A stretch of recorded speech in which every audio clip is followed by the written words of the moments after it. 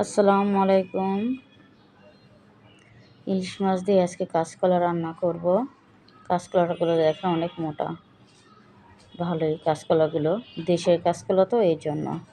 হলুদ দিয়ে আমি মেখে রেখেছি, কারণ কষগুলো ধুইলে পড়ে যাবে। অনেকে গরম পানি দিয়ে করেন, অনেকে ভাতের মাড় দিয়ে করেন, কিন্তু এই হলুদ দিয়ে লবণ দিয়ে মেখে রাখবেন, কষ এমনি চলে যাবে।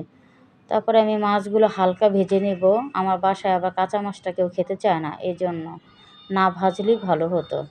যাই হোক, তারপরে আমি তেল দিয়ে মশলাটা দিয়ে দিব। আদা রসুন সবই থাকবে, পেঁয়াজ।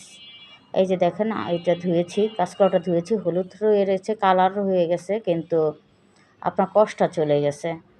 যাই হোক, আলহামদুলিল্লাহ আমার মশলাটা চড়াই দিলাম। আর সবচেয়ে বড় কথা, যদি আপনাদের হাতে কষও লাগে, যদি হলুদ দিয়ে ডরা দেন চলে যায়, এটা থাকে না, এই জন্য বললাম। আসলে টুকটাক রেসিপি, কোনো জিনিস জেনে রাখাটা ভালো।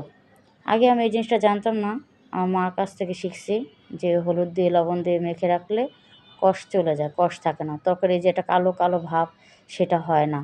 আপনি দেখবেন যে যদি আপনি না করেন, শুধু ধুয়ে রান্না করবেন, দেখবেন তরকারিটা কালো হয়ে যাবে। আপনি যত হলুদ দেন, মশলা দেন, তারপরও কালো হয়ে যায় তরকারিটা। আর আমার তরকারিটা আলহামদুলিল্লাহ কালো হবে না, কারণ আমি আগেই কষ ফেলে দিয়েছি, এই জন্য। আমার মশলাটা কষানো হয়ে গেছে, এখন আমি কাঁচকলাটা দিয়ে দিব। কোনো আলু টালু অ্যাড করি নাই, কারণ অনেকগুলো কাঁচকলা ছিল, তো ভাবছি শুধু আজকে কাঁচকলা দিয়েই আমি রান্না করবো, আলু দেব না। তো কাঁচকলাতে সবচেয়ে আরেকটা জিনিস, আলুতে যেমন পানি লাগে কাঁচকলাতেও পানি লাগে।